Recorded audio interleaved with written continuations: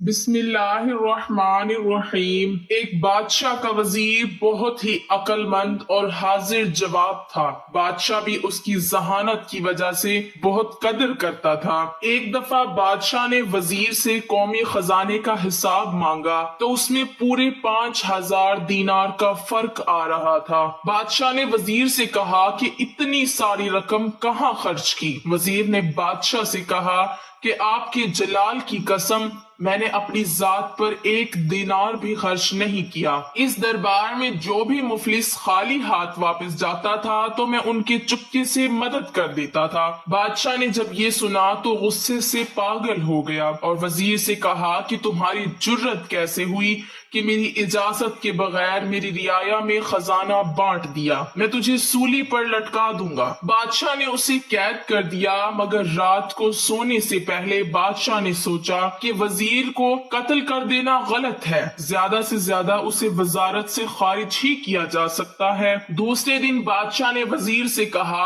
کہ میں تم سے 3 سوالات کروں گا، اگر تم نے سوالات کا ٹھیک ٹھیک جواب دیا تو میں تجھے معاف کر دوں گا اور تم وزارت پر قائم رہو گے، لیکن اگر تم جواب دینے میں ناکام رہے تو وزارت سے خارج کر دوں گا۔ میرے سوالات تمہاری ذہانت کی آزمائش کے لیے ہوں گے۔ وزیر نے کہا کہ میں ہر قسم کی ذہنی آزمائش کے لیے تیار ہوں۔ بادشاہ نے کہا کہ میرا پہلا سوال یہ ہے کہ ایک آدمی نے دیکھا کہ اس کی بیوی نہر میں نہا رہی ہے۔ آدمی نے اپنی بیوی سے کہا اگر تم اس پانی میں ٹھہری رہی تب بھی تجھے طلاق ہے، اور اگر تم اس نہر سے باہر نکلی تب بھی میں تجھے طلاق دے دوں گا، لیکن ان دونوں شرائط کے باوجود عورت کو طلاق نہیں ہوئی۔ کیا تم بتا سکتے ہو کہ ایسا کیسے ممکن ہوا؟ وزیر کچھ دیر خاموش رہا اور پھر بولا کہ پانی میں ٹھہر جانے کی صورت میں اسے اس لیے طلاق نہیں ہو سکتی کیونکہ نہر میں پانی ساکت حالت میں نہیں ہے اور وہ مسلسل بہہ رہا ہے،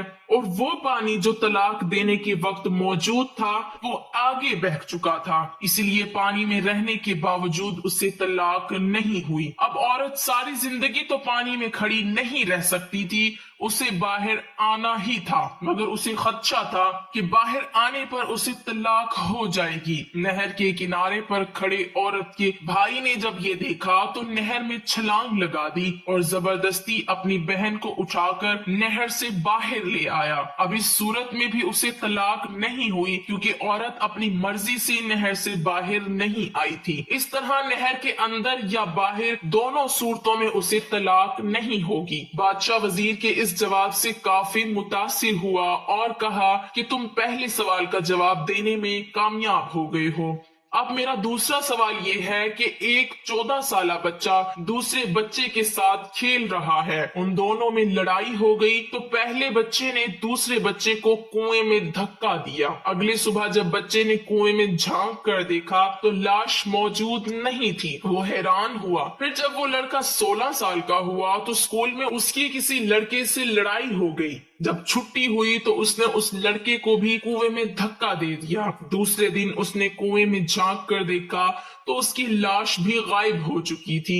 20 سال کی عمر میں اسے ایک لڑکی سے پیار ہو گیا۔ شادی کے بعد لڑکی کسی دوسرے آدمی سے ملنے لگی، لڑکے کو اپنی بیوی پر غصہ آیا اور اس آدمی نے اس کو بھی کنویں میں پھینک دیا۔ دوسرے دن اس نے کنویں میں جا کر دیکھا تو اس کی بیوی کی لاش غائب ہو چکی تھی۔ 30 سال کی عمر میں اس آدمی کا اپنے بڑے بھائی سے جھگڑا ہو گیا، اس نے اپنے بھائی کو دھکا دیا تو دیوار پر لگنے سے اس کا سر پھٹ گیا اور وہ مر گیا۔ اس نے اپنے بھائی کو بھی اسی کنویں میں پھینک دیا۔ اگلے دن کنویں سے اس کی لاش غائب نہیں ہوئی۔ کیا تم بتا سکتے ہو کہ لاش غائب کیوں نہیں ہوئی؟ وزیر کچھ دیر خاموش رہا، پھر اچانک بولا کہ اس کا بڑا بھائی اپنے چھوٹے بھائی کا ہمدرد تھا، وہ جس کو بھی اپنی نادانی سے کنویں میں دھکا دے دیتا تو وہ ثبوت مٹانے کے لیے لاش کو کنویں سے نکال کر زمین میں دفن کر دیتا، مگر اس دفعہ اسے کوئی بھی نکالنے والا نہیں تھا، اسی لیے کہ اس کی لاش کنویں میں تیر رہی تھی۔ بادشاہ نے کہا کہ تم نے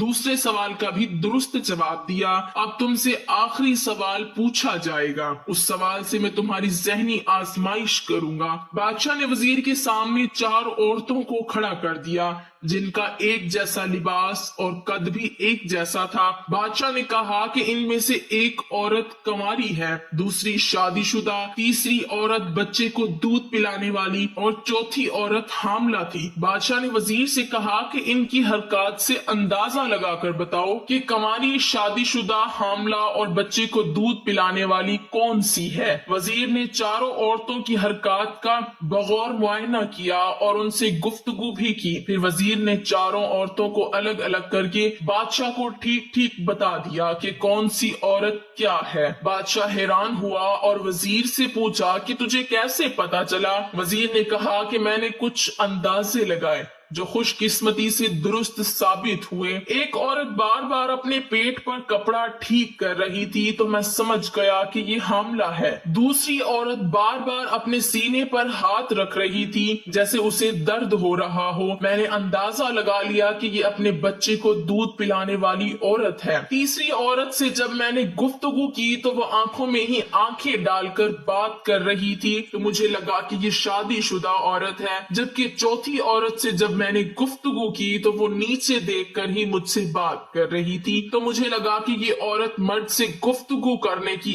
आदी नहीं और कंवारी है। बादशाह ने कहा कि तुम तीनों सवालात के जवाब देने में कामयाब हुए, इसीलिए तुझे वजारत पर बहाल किया जाता है।